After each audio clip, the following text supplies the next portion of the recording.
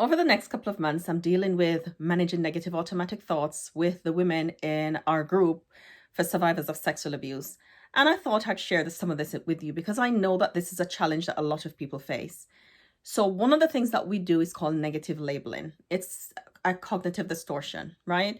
So, this is where we call ourselves names such as stupid, idiot, dumb.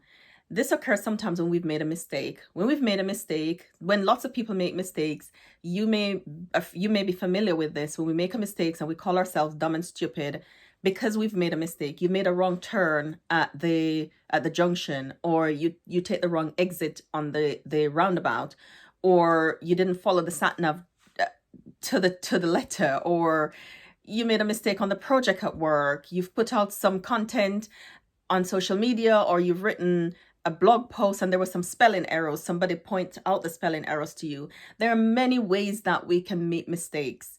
And so sometimes we resort to name calling, and that's called negative labeling. Now, when we do that, when we make mistakes and we call ourselves dumb and stupid and all the other words that we call ourselves, it doesn't make us dumb and stupid to make or an idiot to make a mistake. It makes us human. Humans make mistakes, and it's really important to put that in its right context, right? To apply some logic to the situation when we make a mistake. Now, it's not always easy to do. It's sometimes challenging. It can be challenging to have the skill and the ability to do that. Sometimes that comes with practice, and that's why we're going to be dealing with it over the next couple of months, because sometimes it requires practice. Sometimes you're going to catch yourself in the middle of saying these negative words about yourself and having to reframe how you feel about yourself and what you say about yourself as a result of those mistakes. Okay, so here's some words that you can say as opposed to calling yourself an idiot or dumb or stupid. I made a mistake. What were the skills that I didn't have in this situation that led to this? What were the things that I could have done differently that I didn't know that I know now? Or what is it that I don't know that I need to know that would have enabled me to perform this task in a different way or in a better way, or be more successful at this thing?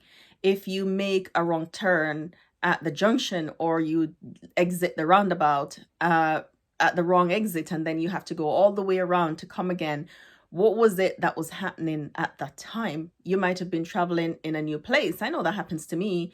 If I'm in a new place, I am going to give myself time and room. I'm going to offer myself a lot of grace, because I know that sometimes driving in a new place means I'm unfamiliar, and sometimes the sat nav will say take the third exit on the roundabout, but there'll be a tiny one that I don't count as an exit, but the sat nav does. And so I came off at the fourth exit as opposed to the third, and I've added 10 minutes to my journey.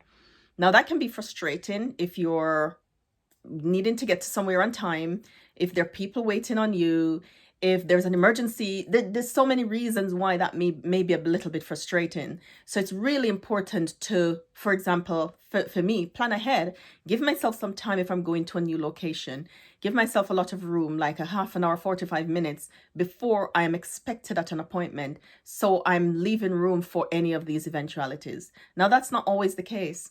I don't always have 30 minutes or 45 minutes. So then I have to give myself grace. If that mistake happened, as long as I'm safe, the other road users are safe, that's what's important. That nobody was hurt, I am safe, and I'm being a safe driver. Now, there are other mistakes. Sometimes the mistakes are costly. Sometimes the mistakes are costly to you and to other people. And then we have to sit with the result of a mistake that was harmful to others and to ourselves. Sometimes it's costly financially, and it's a big financial cost that you have to recover from. And recovery isn't always easy or quick. Recovery is often slow. All recovery is slow. And so sitting with this mistake that we've made and dealing with the impact of the mistake can also be challenging. But it's the same thing applies, that we learn how to offer ourselves grace and to avoid negative labeling, to see what we can learn from the situation. Sometimes we can't learn on our own from a situation. And I think mistakes are wonderful places to grow through. but we don't always know how to grow through a difficult situation when something has happened, when we've made a mistake. And so we need hand holding. Sometimes we need people to hold our hands and to help us through situations where we can grow through. So in our 30-day Letting Go to Grow program, you will see the details below this video or in my link, in the link on my bio on Instagram. And I am taking people through this 30-day of helping you to give you the skills to deal with these kind of situations that are tough and difficult, so we can avoid the negative thoughts, we can avoid saying the negative things about ourselves, and we can grow through tough situations. You can do it. We can absolutely do it. We can learn how to grow through tough situations and become better people despite the mistakes, despite the pain of the mistakes, despite the struggle and the challenge that result because of the mistake and the learning that we have to do. And sometimes when we're sitting in those places of discomfort to learn, it's not always easy, but it's worth it. It's worth it. It's worth it for you to stop thinking of and referring to yourself in negative ways. I hope you'll join us for this growth program. Take care.